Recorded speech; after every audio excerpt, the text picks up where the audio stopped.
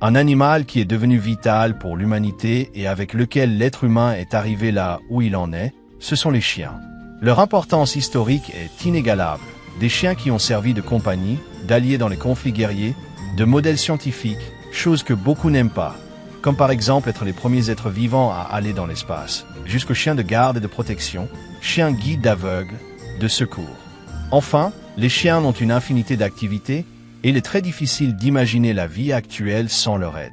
Les archives archéologiques indiquent que ce lien remonte à plus de 14 000 ans, où ces restes ont été trouvés près d'un humain.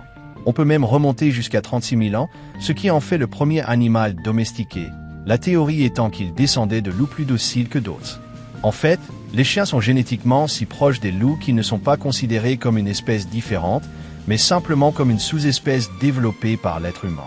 Cependant, étant très similaires, les loups présentent certaines caractéristiques qui diffèrent de leurs cousins domestiques. Ce canidé était limité à la région nord de la planète, au-dessus du tropique du Cancer, et se trouvait sur une grande partie de tous les continents à l'exception de l'Afrique, de l'Océanie et de l'Antarctique. Mais actuellement, sa distribution s'est étendue plus au nord, et dans certains pays, leurs populations, autrefois plus communes, ne sont plus que peu nombreuses, comme au Mexique. Il y a d'autres pays où ils se sont éteints, comme le Japon ou d'autres pays d'Europe. Ils sont présents dans une grande variété de biosphères, forêts de tout type, toundra, prairies et paysages arides, ce qui est en fait l'un des mammifères terrestres ayant la plus grande adaptation, distribution et portée géographique de la planète. Ce sont des mammifères carnivores et digitigrades, c'est-à-dire qu'ils marchent sur la pointe des doigts. Il a été proposé que les chiens, les dingos et le loup oriental soient simplement des sous-espèces, bien que certaines personnes remettent en cause certaines taxonomies. Cette espèce peut varier en taille selon sa géographie, les populations nordiques étant généralement plus grandes que celles du sud. De la pointe du nez à la queue, ils atteignent une longueur d'1 mètre à 1 mètre 30 cm, avec une hauteur au garrot de 60 à 90 cm et un poids pouvant aller de 23 à 55 kg, avec une moyenne de 45, ce qui en fait le plus grand canidé du monde de manière naturelle, puisqu'il existe des races de chiens développées par l'être humain qui dépassent sa taille.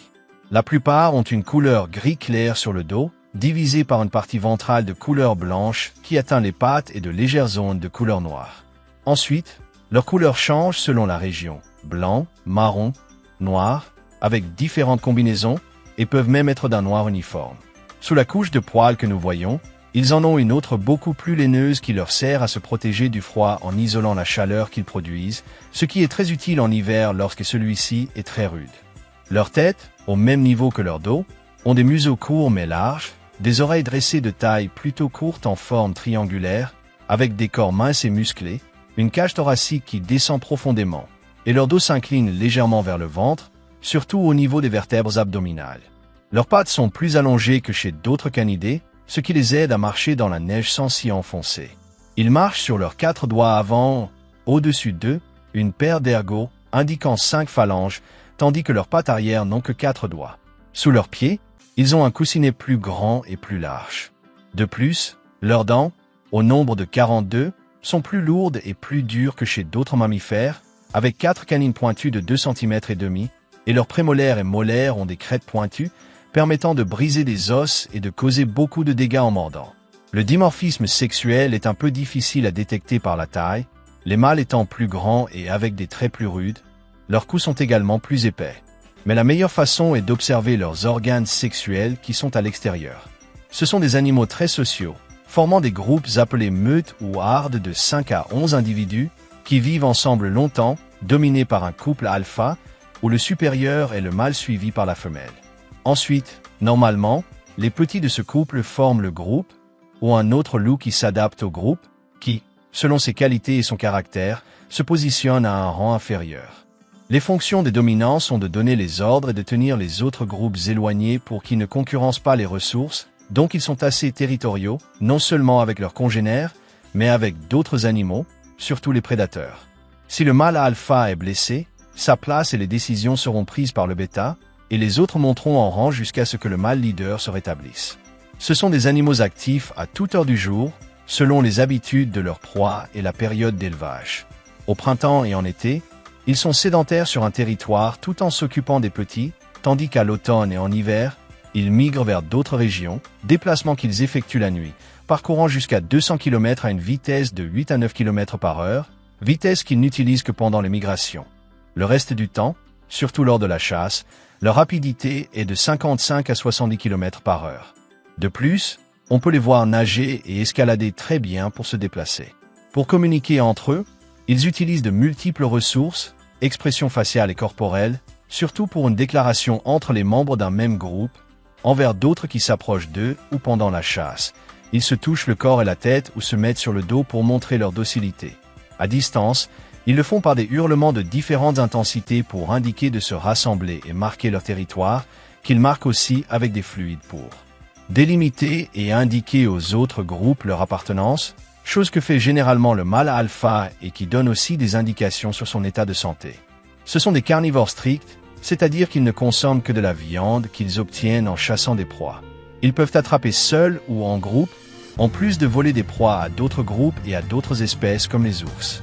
Généralement, ils préfèrent des herbivores de grande taille, qu'ils poursuivent pour les séparer des troupeaux et les épuiser, les individus de la meute se relayant pour les poursuivre, puis les renversent avec des morsures aux pattes, aux flancs ou au cou, et une fois à terre, ils font un festin, mangeant jusqu'à 9 kg, pouvant laisser les os blancs qu'ils brisent aussi, ce qui les rassasie et ils rechassent quelques jours plus tard. Les loups solitaires ont tendance à chasser des proies plus petites, comme des castors, des lièvres ou d'autres mammifères, oiseaux et reptiles de petite taille, les considérant comme une source supplémentaire lorsque les herbivores migrent ou qu'il leur est très compliqué de les chasser seuls.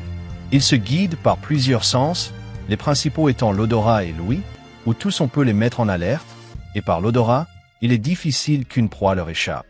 Leur reproduction est un peu spéciale. Ils ont tendance à être monogames selon les conditions, car seul le couple dominant se reproduit. Mais avec la mort ou la destitution de l'un d'eux, un autre peut prendre sa place et se reproduira avec son nouveau partenaire alpha. En général, ils forment une relation pour la vie. Les loups solitaires se reproduisent aussi quand ils le peuvent, avec une femelle solitaire ou en cherchant une femelle dans un groupe, mais cela peut leur causer beaucoup de problèmes et de conflits, donc c'est rare. La reproduction a lieu entre les mois de janvier et avril, passant beaucoup de temps ensemble, et pendant ces mois, leur lien se renforce, ce qui pourrait être considéré comme une parade nuptiale où les deux attendant que la femelle commence ses jours d'ovulation, qui durent normalement de 5 à 14 jours et où a lieu l'accouplement. La femelle crée un terrier en creusant un trou dans la terre qui descend et remonte légèrement pour éviter que le nid où elle ne soit inondé, utilisant aussi des arbres tombés, des grottes et parfois des falaises. Après une gestation de 60 à 63 jours, naît une portée variée d'1 à 14 petits, qui sont aveugles, sourds, pesant 500 grammes et pouvant à peine marcher, restant dans le terrier pendant plusieurs semaines, 8 à 10, le temps que leurs yeux s'ouvrent ainsi que leurs oreilles, la mère restant avec eux la plupart du temps pour les nettoyer, en prendre soin et les allaiter. En sortant de leur tanière, tous les membres participent à leurs soins, et ceux de rang inférieur s'occupent de jouer avec eux. Certaines femelles peuvent servir de nourrice même sans avoir mis bas, en raison de l'influence hormonale qu'elles subissent naturellement, ce qui se produit lorsque la mère part chasser. À 45 semaines, ils commencent à manger de la viande, fournie par n'importe quel membre du groupe, qui régurgite une partie de son bol alimentaire. Dès la naissance, ils commencent à établir leur hiérarchie entre frères et sœurs, mais plus tard, par des jeux de combat, ils l'établissent avec les adultes. À l'âge de 10 mois, ils commencent à chasser avec les groupes.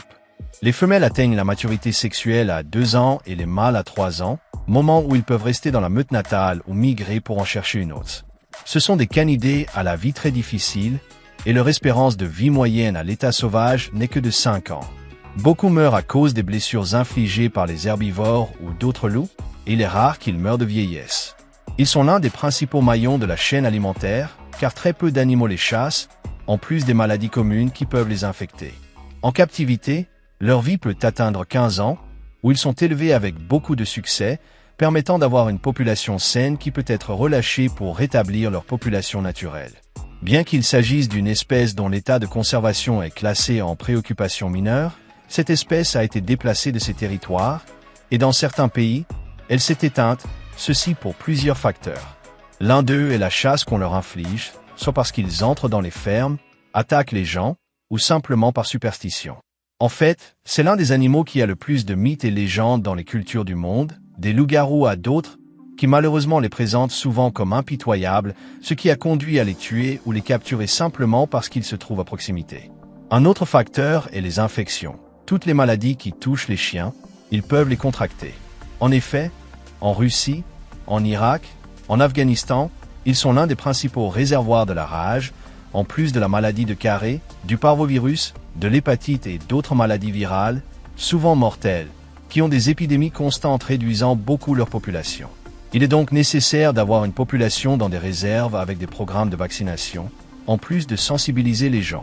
Bien qu'ils soient dangereux, si on ne les chasse pas ou ne les dérange pas, ils attaqueront rarement.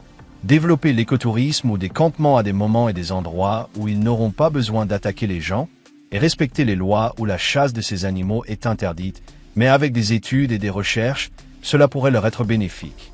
De plus, l'écotourisme est fondamental pour certains parcs, car les gens sont attirés par l'observation de ces animaux qui jouent un rôle important, puisqu'ils chassent les animaux malades ou vieux et aident les plus aptes à survivre. Mais cela peut aussi créer un goulot d'étranglement génétique chez eux. C'est un animal qui symbolise culturellement un esprit sauvage, l'un des plus grands chasseurs avec une importance écologique, dont le caractère et les gestes ont créé une peur chez les gens, beaucoup les craignant sans même en avoir jamais vu un. Voilà le loup. J'espère que la vidéo vous a plu. Si c'est le cas, mettez un like. Si vous connaissez quelqu'un à qui cela pourrait plaire, partagez-la sur vos réseaux sociaux et n'oubliez pas de vous abonner si vous aimez les animaux. Si vous avez une question, une suggestion ou simplement quelque chose à commenter, n'hésitez pas à le faire dans la boîte de commentaires. De plus, si vous êtes un grand fan de cette chaîne, activez la cloche de notification pour être parmi les premiers à voir les vidéos. Je vous laisse mes réseaux sociaux pour me suivre. Sur Facebook, je publie quelques vidéos et choses intéressantes. Sur Instagram, je publie des photos de choses intéressantes. Et sur Twitter, vous pourrez voir un résumé de toute mon activité que vous trouverez dans la description de cette vidéo. J'ai aussi une page Patreon où les gens peuvent sponsoriser ce projet pour qu'il grandisse beaucoup plus vite. Vous pourrez voir la récompense qui vous convient le mieux ou qui vous plaît, également dans la description. Pour toutes les personnes qui ne comprennent pas l'espagnol, je vous rappelle que vous pourrez profiter de toutes les vidéos sous-titrées en anglais, allemand, français, italien, coréen, japonais, portugais, russe et hindi. Passez aussi sur ma chaîne City Gamer, où je publie des gameplays, des personnages de comics et pratiquement toute idée qui me vient pour en faire une vidéo. Merci beaucoup d'avoir regardé cette vidéo. À bientôt.